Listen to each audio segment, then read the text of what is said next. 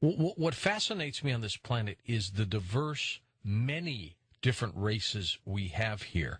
Is it because of environment and locale, or are these all? I've always thought about this. The more we look at the different race groups on planet Earth, we call ourselves the human race, but we're not one race. We're distinctly several different race groups.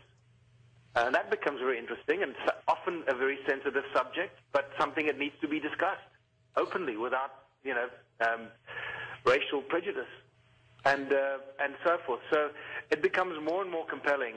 The evidence becomes overwhelming that we did not really evolve to this point in time. We somehow were manipulated into this point in time. For a specific reason, no doubt. Yeah, exactly. Some evolutionists, Michael, would say, George, don't use the word popped up. We evolved, yet it's pretty convincing that we kind of just showed up all of a sudden, isn't it?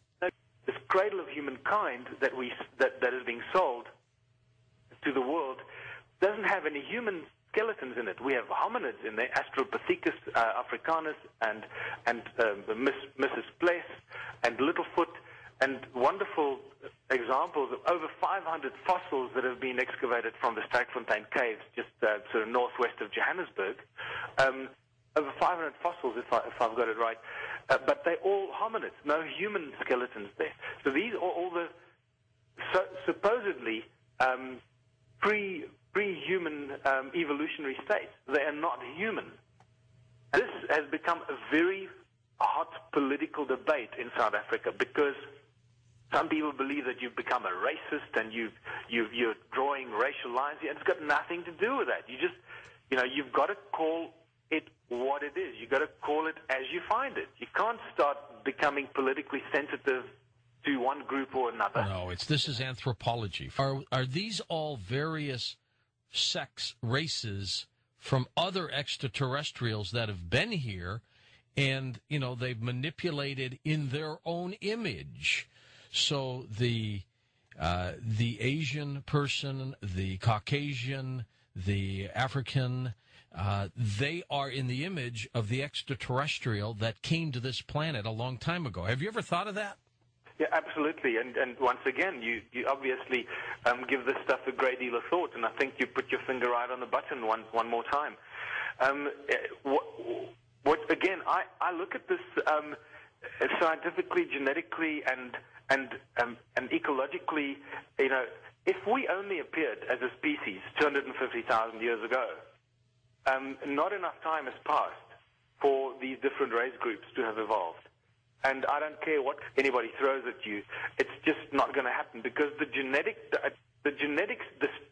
strength of the genetic pool that keeps the Asian person Asian is so strong that it defies any kind of argument or scientific or a genetic evolution into that. It just doesn't make any sense.